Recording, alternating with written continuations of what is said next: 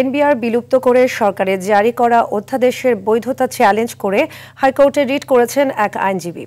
আইন সচিব ও অর্থ সচিবকে বিবাদী করে এই রিটে অধ্যাদেশটি কেন সংবিধানের সঙ্গে সাংঘর্ষিক এবং আইনগত কর্তৃত্ব বহির্ভূত ঘোষণা করা হবে না তা জানতে চেয়ে রুল চাওয়া হয়েছে।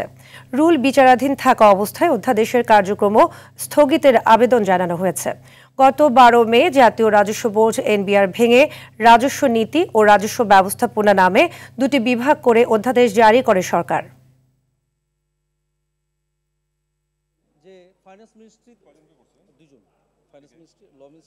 সংবিধানের সাথে সাংঘর্ষিক এই জন্য যে আমাদের সংবিধানের আর্টিকেল 26 বলেছে যদি কোনো আইন, যদি কোনো অর্ডিন্যান্স যদি পাশ হয় সেটা যদি মৌলিক অধিকারের সাথে সামঞ্জস্য না হয় সেক্ষেত্রে সেই আইনটা অধ্যাদেশটা চ্যালেঞ্জ করা যাবে। হঠাৎ করেই কোনো রকম কনসার্ন অথরিটির সাথে স্টেক হোল্ডারদের সাথে কারোর সাথে আলাপ আলোচনা না করে তড়িঘড়ি করে এই অর্ডিন্যান্সটা করেছে। সেই অর্ডিন্যান্সটা আমাদের কাছে মনে হচ্ছে যে এটা কোর্টের নলেজে নিয়ে আসা উচিত।